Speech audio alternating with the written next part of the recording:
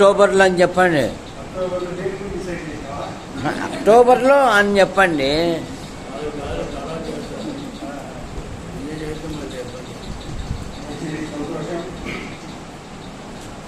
ఈరోజు మన ధ్యానంలో త్రిత్వంలో ఒకరైనటువంటి పరిశుద్ధాత్మ గురించి మాట్లాడారు. త్రిత్వంలో ఎవరెవరు ఉన్నారు? తండ్రి, కుమార, చాలా క్లాసులు ఉన్నారు. మంచిది. పరిశుద్ధాత్మని గురించి ప్రజల్లో రకరకాలైన అవగాహన లేని పరిస్థితుల్లో మనం చూస్తున్నాం. కనుక బైబిల్ ఏం చెప్తుంది? మనకి ఎవరు చెప్పే మాటలు ముఖ్యం కాదు. బైబిల్లో అలా ఉండవో లేదో అని మనం చూసుకోవాలి. బైబిలే ప్రామాణికం కానీ మరి ఏది కూడా ప్రామాణికం కాదు.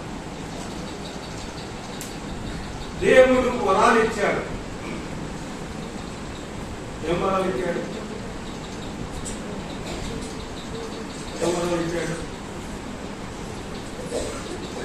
సంఘములకు వరాలు ఇచ్చాడు. ప్రతి ఒక్కరికి వరాలు ఇచ్చాడు. సంఘములకు ఏం వరాలు ఇచ్చాడు?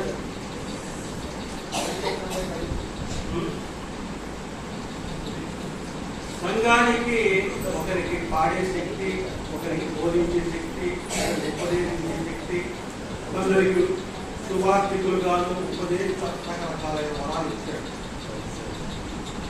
అంటే చక్కగా పాడే వ్యక్తి బోధించలేకపోవచ్చు, బోధించే వ్యక్తి పాడలేకపోవచ్చు, పరిచర్య చేసే వ్యక్తి బోధించలేకపోవచ్చు, బోధించే వ్యక్తి పరిచర్య చేయలేకపోవచ్చు. ఇవి సంఘానికి ఇవ్వబడిన వరాలు. అందరికీ కూడా వరాలు ఇవ్వబడినాయి. 3 వరాలు. ఇప్పుడు సంఘానికి ఇవ్వబడిన వరాల్లో ఒక్కొక్కరికి ఒక్కొక్క రకమైన వరం ఉంటుందని చూశాం. కానీ మనందరికీ కూడా ఒక 3 వరాలు ఇవ్వబడ్డాయి. ఆ 3 వరాలు ఏదో చెప్తారా? బైబిల్ అంటే ఆ వరాలు నాకు వర్తిస్తాయి, నీకు వర్తిస్తాయి, మనందరికి కూడా ఒక్కొక్కరికి వర్తిస్తాయి. ప్రాణము, ఆత్మ, శరీరం.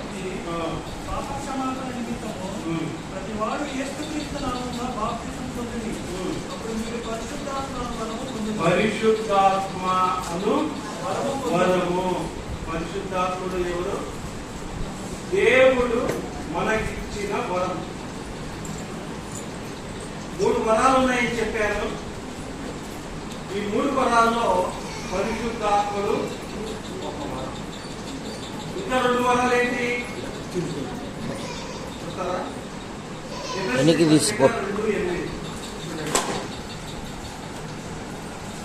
ఎఫెసీయులకు రాసిన పత్రిక 2. మీరు విశ్వాసము ద్వారా కృప చేత రక్షింపబడి ఉన్నారు. ఇది మీ వలన కలిగేది కాదు, దేవుని వలనే. రక్షణ దేవుని వరమే. పరిశుద్ధాత్ముడు దేవుని వరము. రక్షణ దేవుని వరము. మంచిది. ఇంకొక వరం చెప్తారా?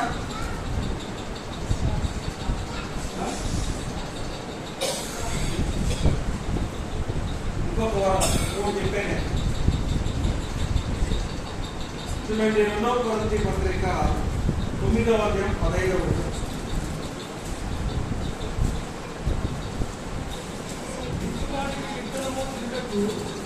2వ కొరింథీ పత్రిక 9:10. చెప్పశక్యము కాని ఆయన వరమును చెప్పశక్యము కాని ఆయన వరమును గురించి దేవునికి. ఆయన వరం ఎవరు? ఆయన ఎవరు? యేసు క్రీస్తు ఈ లోకానికి వరము. చెప్పండి, 3 వరాలు వచ్చినాయి రాలేదా? ఏమేమి? యేసు క్రీస్తు ప్రభువు మనకు వరముగా ఇవ్వబడినాడు. పరిశుద్ధాత్ముడు మనకు వరముగా ఇవ్వబడినాడు. రక్షణ మనకు వరముగా ఇవ్వబడింది. ఇప్పుడు చెప్పండి మళ్ళా చూద్దాం. పరిశుద్ధాత్ముడు వరము, రక్షణ వరము, యేసుక్రీస్తు ప్రభువు వరం.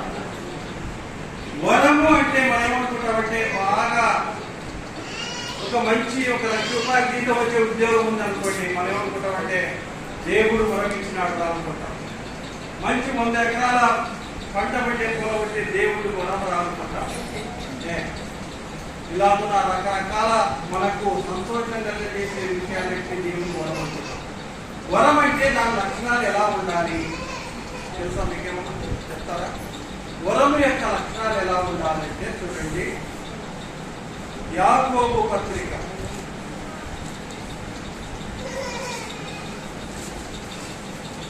1వ నిబంధనలో 1వ అధ్యాయం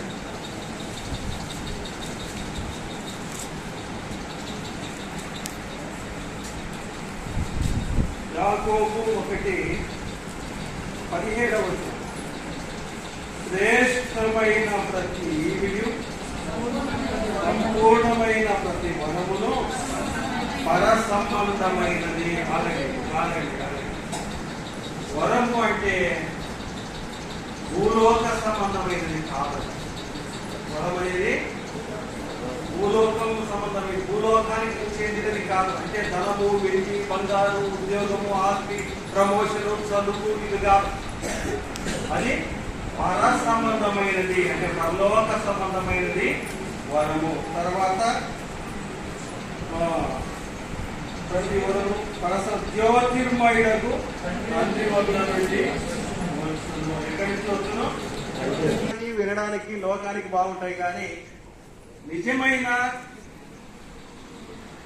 శ్రేష్టమైన వరాలు ఏంటంటే పరసంబంధమైనవి, దేవుని వద్ద నుంచి వచ్చేటి వరాలు. యేసుక్రీస్తు ప్రభు ఎక్కడి నుంచి వచ్చాడు? పరలోకం నుంచి వచ్చాడు.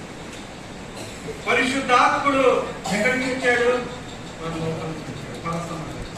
రక్షణ పరలోక సంబంధమైంది. భూలోక సంబంధమైనా పరలోక సంబంధమైంది.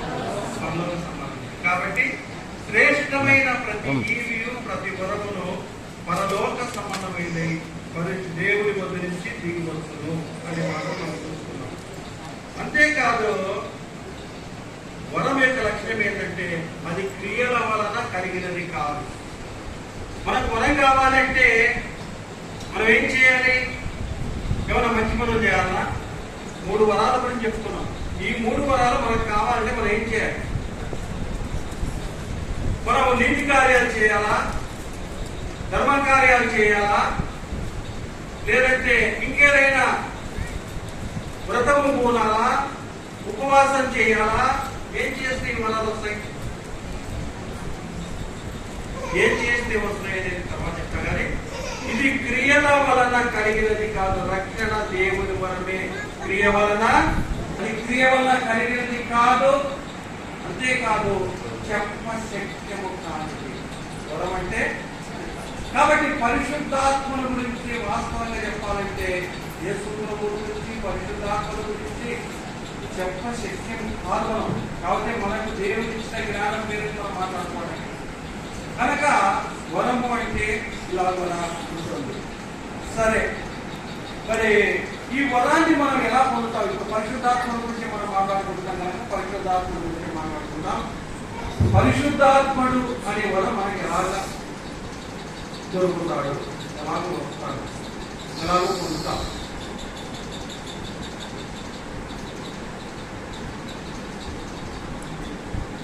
పరిశుద్ధాత్మను లేదా పరిశుద్ధాత్మని మనం పొందాలంటే ఎలా, ఏం చేయాలి?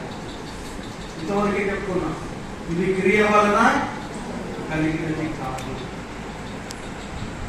అది ఉచితమే. వరము అంటే దేవుని దానము. వరం అంటే ఏంటి? దేవుడు మనుషులకు ఇచ్చే దానం. ఇప్పుడు ఒక వ్యక్తి 4 రోజులు జీతం చేశాడు అనుకోండి, ఆ జీతాన్ని దానం అంటారా?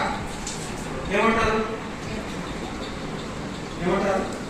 ప్రతిఫలము అంటారు.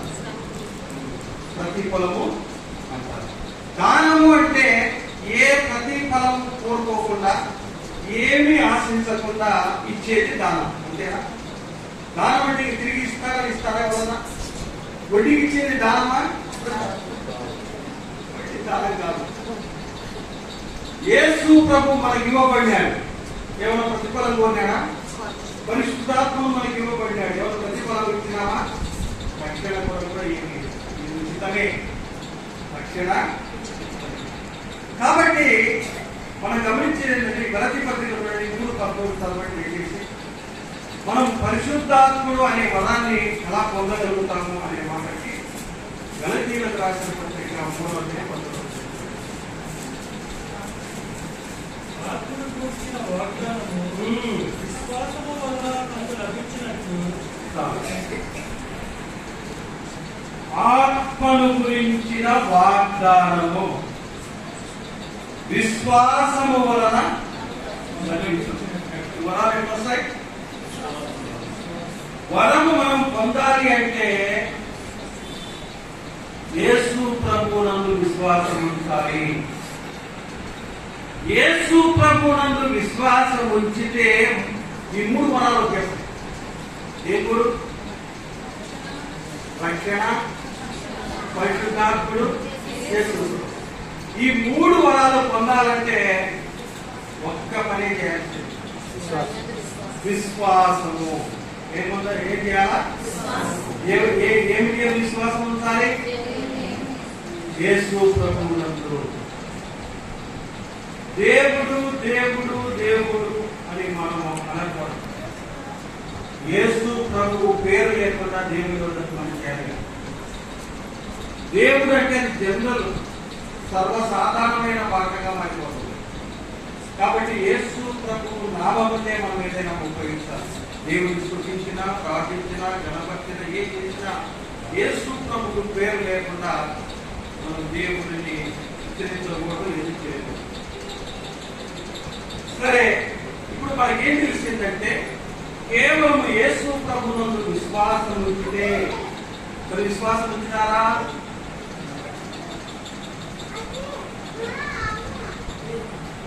యేసు ప్రభువునందు ఏమని విశ్వాసం ఉంచాలి? యేసు ప్రభువు నమ్ముకున్నారంటే నమ్ముకున్నాం, చర్చకి వచ్చినామంటారు. మీరు ఏం నమ్ముకున్నారు? ఏం నమ్ముకున్నారు? యేసు ప్రభువును మనం ఏం మానాలంటే యేసు ప్రభువు అని హృదయంలో దేవుని విశ్వసిస్తారా? యేసు ప్రభు. ప్రభు అంటే పరిపాలించేవాడు. ప్రభు అంటే నాయకుడు, నడిపించేవాడు. ప్రభు అంటే దేవునికి ఉన్న పేరు ప్రభు. దేవుని యొక్క మరొక పేరు, మరొక బిరుదే ప్రభు అనే పదం. కాబట్టి యేసు ప్రభు అని ఒప్పుకోవాలి. కొంతమంది ఒప్పుకుంటారు యేసు ప్రభువే, ఈయన ప్రభువే, ఆయన ప్రభువే అని వరుసగా పెట్టుకుంటారు. కాబట్టి యేసు ప్రభువు అని ఒప్పుకోవాలి. మనం పాపులమని ఒప్పుకోవాలి. ఒప్పుకున్నారా? ఏమ్మా, మనం అందరం పాపులమా, పుణ్యాత్ములమా? మనము జన్మ పాపులము, కర్మ పాపులము. కనుక పాపానికి శిక్ష దేవుని దగ్గర ఉంది, దేవుని వద్ద నుంచి వస్తుంది. పాపానికి పరిష్కారం క్రీస్తు దగ్గర ఉంది. పాపానికి పరిష్కారం ఎక్కడ ఉంది? యేసయ్యా నేను పాపిని. ఈ మధ్యాహ్న కాల సమయంలో దయచేసి గమనించండి. యేసయ్యా నేను పాపిని, నా పాపములు క్షమించు అని ప్రార్థన చేస్తాము. మీరందరూ చేస్తారు. అయితే ఇక్కడ గమనించాల్సిందంటే ఈ ప్రార్థనను నువ్వు నమ్ముతున్నావా? నేను పాపిని, ఆయన క్షమించాడు నా పాపములని నమ్ముతున్నావా? ఇప్పుడు చెప్పండి, మీరు నమ్మితే నా పాపాలు క్షమించబడ్డాయి, యేసయ్య ఇప్పుడు వస్తే నేను పరలోకం పోతాను చేయకండి. అందరు ఎక్కడాలని తాగండి, మీ మనస్ఫూర్తిగా ఎక్కండి. ఎక్కకపోయినా మీరు పరలోకం పోతాను నమ్మకం లేదు. మరి పాపాలు క్షమించబడకపోతే అంటే యేసుకుంటే నమ్మకం లేదని అర్థం. నమ్మకం ఉందా? యేసయ్య పరలోకం తీసుకెళ్తారా? మంచిది, సంతోషం. కాబట్టి యేసు ప్రభు నమ్మడం అంటే అర్థం ఏంటంటే యేసు ప్రభు మన పాపాన్ని క్షమించినాడు. పాపము లేనివాడే పరిశుద్ధుడే పరలోకం చేస్తాడు. పాపములో ఉన్నవాడు, పాపములో చనిపోయిన వాడు నరకమో చేస్తాడు. పాపము లేకుండా ఉండాలి అంటే మన వల్ల కాదు. యేసు ప్రభువు నమ్మడం ద్వారా ఉచితముగా మన పాపములకు క్షమాపణ వస్తుంది. కాబట్టి యేసు ప్రభువు నమ్మడం అంటే మన పాపాలు క్షమించబడినాయి, యేసు ప్రభువుతో ఉంటాడు అని నమ్మడమే యేసు ప్రభు నమ్మడం అంటే. కాబట్టి ఈ విధంగా ఎవరైతే యేసు ప్రభు నమ్ముతారో ఈ 3 వరాలని పొందుతారు. పరిశుద్ధాత్మను పొందడానికి మరి కొంతమంది కొన్ని రకాలైన ప్రయత్నాలు చేశారు. ఏ ప్రయత్నం చేశారంటే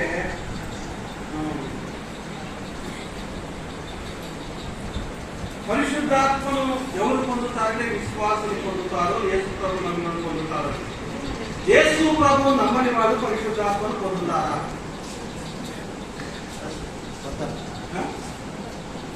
పొందుతారా? పొందుతారా? పొందరా?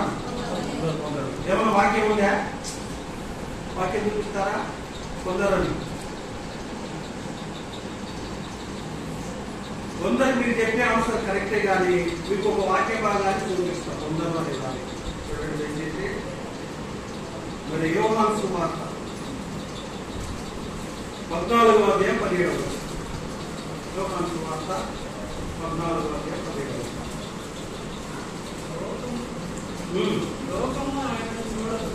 లోకము ఆయనను చూడదు, ఆయన ఎరగదు కనుక ఆయనను పొందనేరదు. ఎవరిని?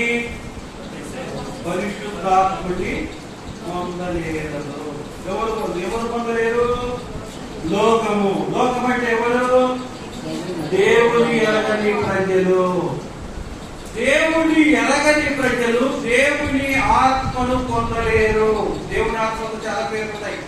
పరిశుద్ధాత్ముడు, ఆదరణకర్త, లేదంటే దేవుని ఆత్మ, ఇలా కూడా రకరకాలైన పేర్లతో బైబిల్లో పిలువబడతారు. కాబట్టి ఇప్పుడు ఇది గుర్తుపెట్టుకోండి, యేసు ప్రభు నమ్మని వారు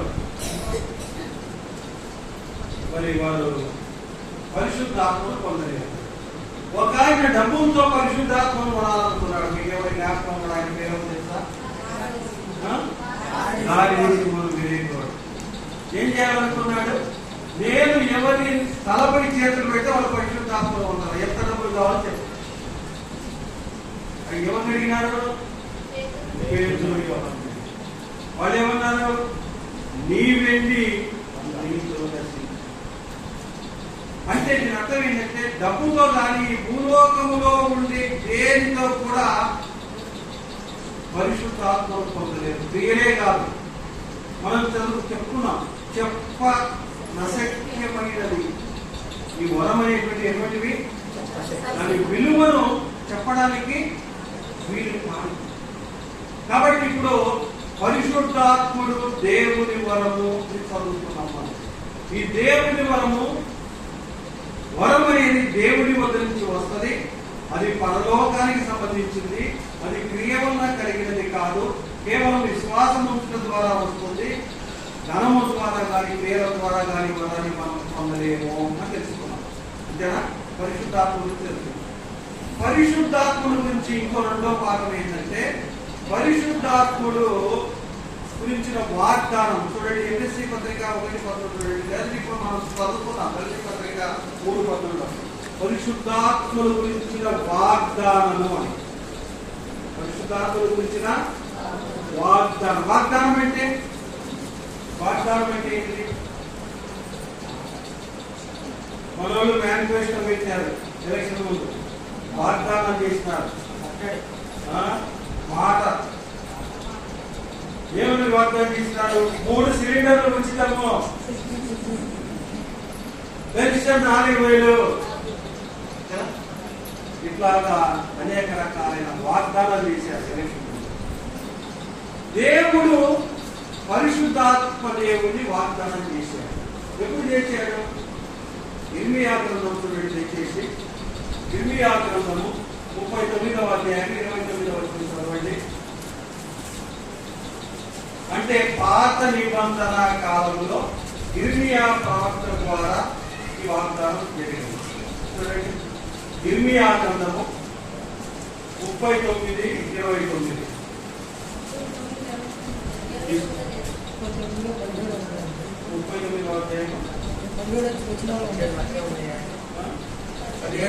ముప్పై 39లో 17 వచనాలే ఉన్నాయంట. అయితే 50 గ్రంథం చూడండి 2వ అధ్యాయం 28.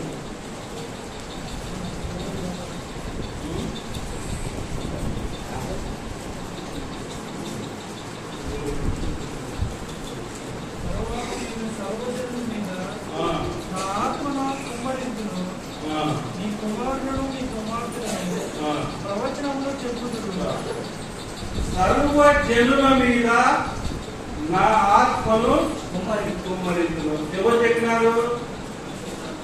యెహోవా దేవుడు చెప్పినాడు. ఎప్పుడు చెప్పినాడు? ఇర్మియా కాలం రిఫరెన్స్ మన రాజకీయానికి పోతుంది. ఇశ్రాయేలు మీద నా ఆత్మను కుమ్మరించును. ఎవరితో చెప్పినాడు? పాత నిబంధన కాలంలో దేవుడు చెప్పాడు. మరి పరిశుద్ధాత్ముడు ఎప్పుడు వచ్చాడు? పరిశుద్ధాత్మను ఎప్పుడు పొందినారు మనుషులు? ఈ లోకాలను వెళ్ళిపోయిన తర్వాత అంతకంటే ఒక మాట చెప్తాడు. కొత్త నిబంధన, పాత నిబంధన అంటే ఎప్పటి నుంచి మొదలవుతుంది? ఎక్కడి నుంచి మొదలవుతుంది? ఆదాము మొదలవుతుంది. ఎప్పటి వరకు? ఎప్పటి వరకు? మలాకి గ్రంథం వరకు. మలాకి గ్రంథం వరకు అయితే ఇంకొంచెం ఉంది. ఇంకొంచెం ఒక అడుగు పెట్టు తగ్గించింది. ఇంకా క్లియర్గా ఖచ్చితమైన టైం చెప్పాలంటే సిలువలో యేసు ప్రభువు ఆ రక్తము వలనైన కొత్త నిబంధన అని చెప్పిన తర్వాత సమాప్తమాయను అనడంతో పాత నిబంధన ముగిసిపోయింది.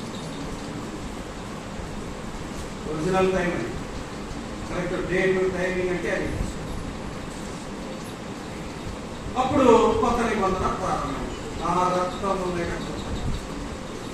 కాబట్టి ఆదాము మొదలుకొని సిలువ వరకు ఉండే కాలాన్ని పాత నిబంధన అంటారు.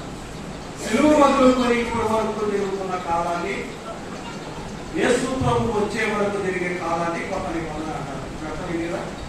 సరే, పాత నిబంధన ఇప్పుడు కాలంలో మరి వాగ్దానాలు చేశాడు. ఒకసారి యేసు ప్రభు ఈ భూమి మీద ఉన్నప్పుడు పరిశుద్ధాత్ముడు భూమి మీదకి వచ్చాడా రాలేదా? ఎప్పుడు వచ్చినాడు? ఈ వాగ్దానం ఎప్పుడు నెరవేరింది? ఈ వాగ్దానం ఎప్పుడు నెరవేరింది? 3వ అధ్యాయం. దేవుడు ఇశ్రాయేలీ ప్రజలకు వాగ్దానం చేశాడు. నా ఆత్మ మీ మీదను మీ పిల్లల మీదను కుమ్మరించును, సర్వజనులు దేవుడు ఆత్మస్తాడు. ఈ వాక్యం ఎప్పుడు నెరవేరింది? చాలా సులువైన ప్రశ్న. అపోస్తల కార్యముల గ్రంథము 2వ అధ్యాయము 2వ వచనం నుంచి లేదా మొదటి నుంచి. పెంతెకోస్తు దినమున పరిశుద్ధాత్ముడు భూమి మీదకి వచ్చాడు. ఇప్పుడు మీకు పెరుగా ప్రశ్న వేస్తాను. పెంతెకోస్తు దినము కంటే ముందుగా పరిశుద్ధాత్ముడు భూమి మీద ఉన్నాడా లేడా? ఉన్నాడా? మరి పెంతెకోస్తు దినము కంటే ముందుగా పరిశుద్ధాత్ముడు భూమి మీద ఉంటే ఇంకా వాగ్దానం ఎందుకు?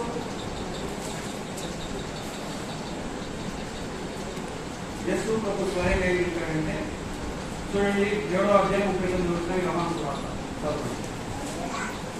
యేసు ప్రభు స్వయంగా చెప్పిన మాట.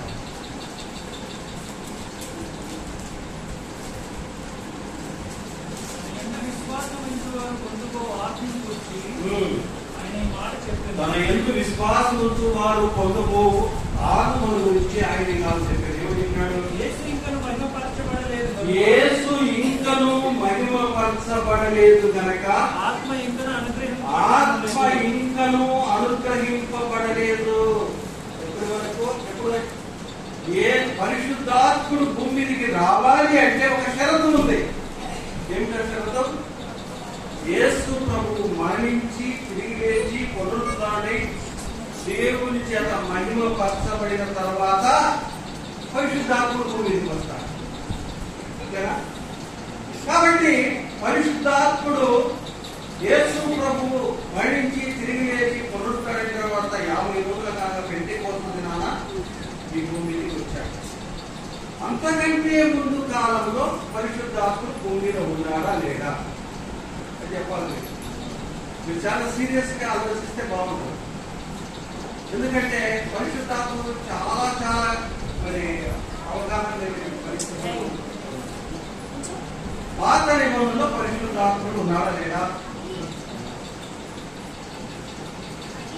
లేడని చెప్తారా? ఉన్నాడని చెప్తారా? మరి యేసు ప్రభు ఇంకా అనుగ్రహించబడలేదంటున్నాడు. ఏంటిది? పాత నిబంధనలో కూడా పరిశుద్ధాత్ముడు ఉన్నాడు. చాలా ఆధారాలు ఉన్నాయి. సంసోను వీళ్ళకి చూడండి 14వ అధ్యాయం న్యాయాధిపతుల గ్రంథం 6వ వచనం. యెహోవా ఆత్మ అతన్ని ప్రేరేపించగా సింహాన్ని ఏం చేశాడు? మేక పిల్లలు చేసినట్టుగా యెహోవా ఆత్మ. పరిశుద్ధాత్మకు మరొక పేరు ఏంటంటే దేవుని ఆత్మ, యెహోవా ఆత్మ. అంటే పరిశుద్ధాత్ముడు ఉన్నాడా లేదా? ఉన్నాడు. అదే సమయంలో అక్కడనే 15-14 వచనం యెహోవా ఆత్మ అతని మీదకి బలముగా వచ్చినందున న్యాయాధిపతుల గ్రంథము చూడండి. న్యాయాధిపతుల గ్రంథము 14వ అధ్యాయం 6వ వచనములో చూస్తున్నారా? లేనికి వచ్చే వరకు ఫిలిష్తీయులు అతన్ని ఎదుర్కొని వేయగా యెహోవా ఆత్మ అతని మీదకు బలంగా వచ్చినందున అతని చేతులకు కట్టబడిన తాళ్ళు అగ్ని చేత కాల్చబడిన వలె సంఖ్యలను అతని చేతుల మీద నుండి విడిపోయింది. గాడిద యొక్క ప్రతి దవడ ఎముకలు కనుగొని చెయ్యి చాచి పట్టుకొని దాని చేత 1000 మంది మనుషులు చంపారు. దేవుని ఆత్మ బలముగా వచ్చినందున, దేవుని ఆత్మ అనేది యెహోవా ఆత్మ ప్రేరేపించినందున. పాత నిబంధన పరిశుద్ధాత్మ ఉన్నాడా లేడా? ఉన్నాడు. మన ఎందుకు పరిశుద్ధాత్మను అనుగ్రహిస్తామంటున్నాను? ఈ తేడా గుర్తుపెట్టుకోవాలి. ఈ తేడా గుర్తుపెట్టుకోవాలి. ఏమిటి తేడా? ఏమిటి తేడా అంటే బాగా జాగ్రత్తగా, ఇది చాలా ముఖ్యమైన మాట. పాత నిబంధనలో పరిశుద్ధాత్ముడు ఇశ్రాయేలీ ప్రజలను వారి కష్టముల నుంచి విడిపించే దాని కొరకు మోషే మీదను, గిద్యోను మీదను, అదేవిధంగా మరి యెహోషువ మీదను, అదేవిధంగా సంసోను మీదను, ఇలాగున దావీదు మీదను, కొంతకాలము సౌలు మీదను కొట్టి పనిచేశాడు. కానీ ఆ తర్వాత ఆ పని తర్వాత పరిశుద్ధాత్ముడు తిరిగి పర్వతానికి వెళ్ళిపోయేవాడు. కొత్త నిబంధనలు చాలా చాలా ముఖ్యమైన మాట, దేశీ జాగ్రత్త. కొత్త నిబంధనలో పరిశుద్ధాత్ముడు పెంతెకోస్తు దినాన వచ్చిన పరిశుద్ధాత్ముడు ఎక్కడున్నాడు? ఉన్నాడా? వెళ్ళిపోయినాడు. ఎక్కడున్నాడు? మనలో ఉన్నాడు. మనలో ఉన్నాడా? ఉన్నాడని నాలో పరిశుద్ధాత్ముడు ఉన్నాడని చెప్పగలరా ఎవరైనా? ఉన్నాడా? ఉన్నాడు. Very good, very good. మనలో ఉన్నాడు, మన మధ్యలో ఉన్నాడు. పత్రికలో 2 3 నా నామమున కూడిన వారి మధ్యలో ఉన్నారు.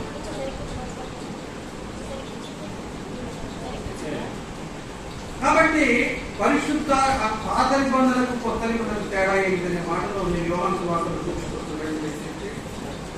యోహాను సువార్త 14వ అధ్యాయము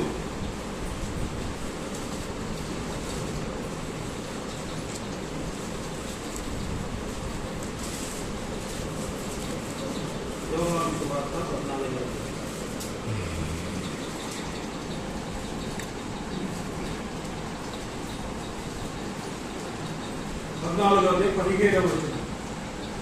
ఈయనను ప్రేమించిన యెడల యోహాను సువార్త 14వ అధ్యాయం. పాదాదికి నేను చదువుతాను, గమనించండి. నేను తండ్రిని వేడుకొందును, మీ వద్ద ఎల్లప్పుడూ ఉండుటకై వేరొక ఆదరణకర్తను అనగా సత్య స్వరూపేపు ఆత్మ మీకు అనుగ్రహించును. సత్య స్వరూపి పరిశుద్ధాత్ముడు. లోకము ఆయనను చూడదు, ఆయనను ఎరగదు కనుక ఆయనను పొందలేరు. మీరు ఆయనను ఎరుగుదురు, ఆయన మీతో కూడా నివసించుతూ మీలో ఉండును. నివసించుతూ, నేను ఇక్కడ నివసిస్తున్నానా? నేనున్నాను. నా నివాసం ఎక్కడ? నంద్యాల జిల్లాలో. నా ఊరు ఎక్కడ? తంగిడలో. మా ఇల్లు ఎక్కడ? నేను అక్కడ కాపురం ఉంది. మీరు పెరుమాకాలే ఈ చిన్న లేదంటే ఒక గ్రామంలో మీరు నివాసిస్తున్నారు. నేను అవసరమును బట్టి 2 నెలలకో 3 నెలలకో మీ మధ్యకి వచ్చిపోతూ ఉన్నాను. అంతేనా? కూర్చునండి. నివాసము నివసించును అంటే ఉండటము అనే వచ్చి నేను ఇప్పుడు వచ్చిపోతుంటే నివసించినట్టు అర్థం. నేను ఇప్పుడు కాకుండా నాకేమైనా ఇంటికాడ ఇస్తారా? ఏమైనా క్లారిటీ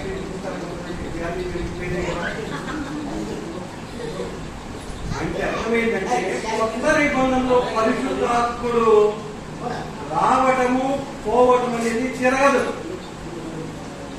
ఉదాహరణకి సౌలు దేవుని ఆత్మను పొందాడు, రాజైన సౌలు.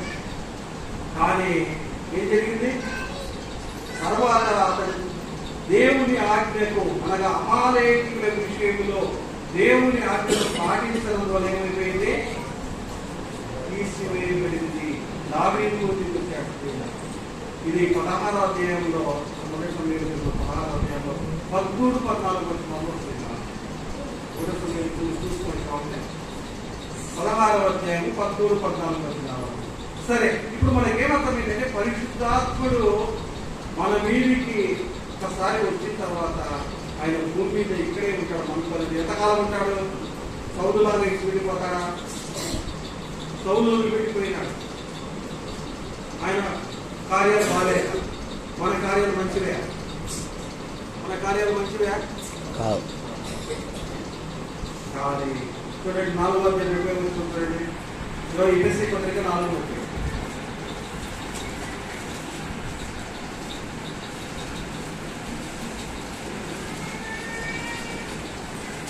దేవుని పరిశుద్ధాత్మను దుఃఖపరచుడి, విమోచన దినముల వరకు ఆయనతో మీరు ముద్రింపబడి ఉన్నారు. దేవుని పరిశుద్ధాత్మను దుఃఖపరచకుడి, విమోచన దినం వరకు ఆయన యందు మీరు ముద్రించబడి ఉన్నారు. ఎప్పటి వరకు? విమోచన దినం ఎప్పుడు?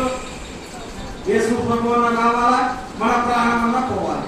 అంటే ఈ భూలోకంలో నుంచి రక్షణ పొంది నిన్ను ప్రభు దగ్గరికి చేర్చే వరకు పరిశుద్ధాత్మ నుంచి దూరంగా పోదు. కానీ దుఃఖపడతారు. ఎందుకు? మన నోటి మాటలు, మనం చేసే క్రియలు, మన చెడ కార్యాల గురించి మనలో ఒకటి చూపిస్తారు. బాధపడతారు. ఇంత మాటలువే, నువ్వు ఇంత మాట మాట్లాడేవే, నువ్వు ఈ పని చేసినవే అని మనం గుర్చుతూ హెచ్చరిస్తూ తాను బాధపడుతూ ఉంటాడు కదా. కాబట్టి ఒక్కసారి పరిశుద్ధాత్మను పొందితే ఎప్పటికీ నేను ఒక మాట చూపిస్తాను. పరిశుద్ధాత్మను ఎప్పుడు పొందుతారు?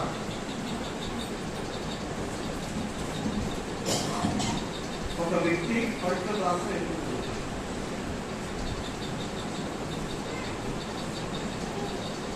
మనం చదువుతున్న భాగంలో నమ్మి బాప్తిస్తం పొంది పరిశుద్ధాత్మను వరములు పొందుతారో చెప్పండి. అంతేనా? 2:38 పరిశుద్ధాత్మ దేవుడు ఎత్తుకుంటున్నారంటే ఒకడు ఎప్పుడైతే హృదయంలో యేసు ప్రభుని విశ్వసిస్తాడో అప్పుడే ఆ క్షణం అందే పరిశుద్ధాత్మ బాప్తిస్తానికి పోతే అవసరం లేదు. బాప్తిస్మం యొక్క అర్థం ఏంటంటే ఒక మాట ఉండండి, నేను ఇక ఈ రోజు నుంచి నా జీవితము నా కోరికలు చాలు, నేను ప్రభువుతో ఉండాలా, నేను బాప్తిస్మం తీసుకోవాలి, నేను తిరిగితో తీసుకో, అప్పుడు పరిశుద్ధాత్మ అన్నది. బాప్తిస్మం చేసుకో 2 నెలలు కావచ్చు, సంవత్సరం కావచ్చు, కానీ పరిశుద్ధాత్మ మాత్రం మనం ఉంటాడు. బాప్తిస్మానికి దీనికి తేడా ఏంటంటే నా హృదయంలో యేసు ప్రభువు నమ్మినాను, ఇదిగో మీ అందరి దగ్గర నేను ఒప్పుకుంటున్నాను అనే సాక్ష్యమే బాప్తిస్మం. అంటే బాప్తిస్మం హృదయంలో ఉండేది ఏం జరిగింది మీకు తెలియదు, దానికి సాక్ష్యమే బాప్తిస్మం. బాప్తిస్మం కంటే ప్రాముఖ్యం ఏంటి? హృదయంలో జరిగిన కార్యమే. కాబట్టి ప్రభు నందున్నటువంటి ప్రియమైన వాళ్ళ మనం గమనించిన సంగతి ఏంటంటే పాత నిబంధనలో పరిశుద్ధాత్ముడు వాగ్దానం చేయబడినాడు, కొత్త నిబంధనలో పరిశుద్ధాత్ముడు పెంటెకోస్తు దినాన్ని దిగి వచ్చినాడు. తర్వాత ఆయన మనతో నివాసం ఉంటున్నాడు, లోకము ఆయనను పొందలేదు. యేసు ప్రభు నమ్మిన వెంటనే మనం ఎవరైనా సరే పరిశుద్ధాత్మను పొందుతారు అనే సత్యాన్ని మనం చూసాం. ఇక చాలా అపోహలు ఉన్నాయి.